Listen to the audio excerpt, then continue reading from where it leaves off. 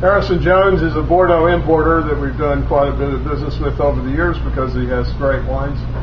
Stopped by this morning with an assortment of about 10 different 09 Bordeaux's for me to try, and I thought the best of them, by maybe a considerable margin, was this Chateau du Gazin 09, which is a fabulous wine from Chateau du Gazin, which is a satellite appellation in Bordeaux, kind of near Saint-Emilion, and the wines tend to be similar to Saint-Emilion.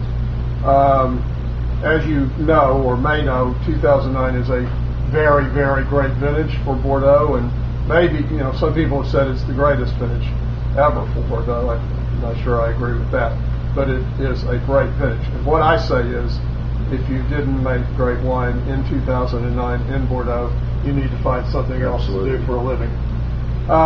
So anyway, thank you for sharing it with me, Harrison. I think it's a fabulous wine.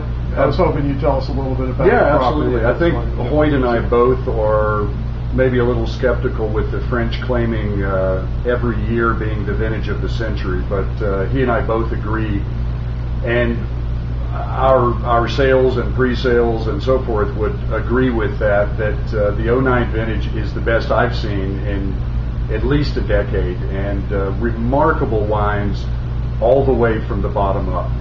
And this would be a perfect vintage in just your everyday drinking wines to get the best they can be. This particular wine from Canon Fronsac, the Chateau du Gazin, is near Saint-Emilion, but it's grown on a soil similar to Pomerol, where it has a limestone base at about 2 meters deep.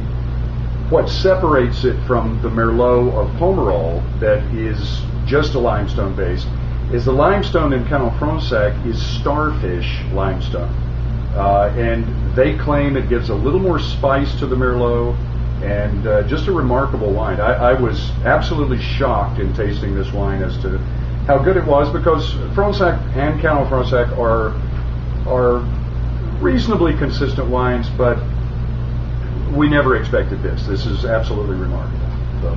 Yeah, I mean, one of the great things that you love about a vintage like 2009 in Bordeaux is that you can spend a little bit of money and get an awful lot of wine.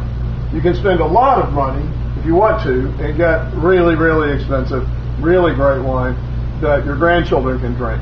Or you can spend a little bit of money and get something really great that you and your children can drink. Maybe. And what it brings in is the petite chateaus, not the classified growth Bordeaux that have jumped so considerably. What we see in the petite chateau is not much at all, if any, of a price increase in the petite chateaus, whereas the classified growth Bordeaux saw a significant jump in price. So at this range in petite chateau, a great year to buy these wines.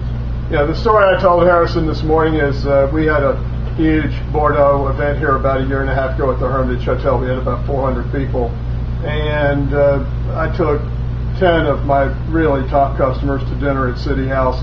We took 10 different 09 classified growth Bordeaux's, barrel samples that had been in the bottle with temporary closures for 3 weeks. Abused. So you really don't expect very much. We took them to dinner at City House. Everybody had brought great old treasures from their wine cellar, but what everybody was drinking was these 09 barrel samples because they were so delicious you really couldn't resist them. And Christian Moix was, at the time, Christian Moix, who owns Chateau Petrus, was saying that his house wine at his table was the barrel samples of 09 Petrus. That was the best. He didn't have anything better in his wine cellar to drink than the 09 Petrus that hadn't even been bottled yet. And you can imagine Christian Moix has a lot of really great wine in his wine cellar. So it's quite honestly, it's a no-brainer. This you cannot buy better Bordeaux at this price. Thanks for watching. Cheers. Salute.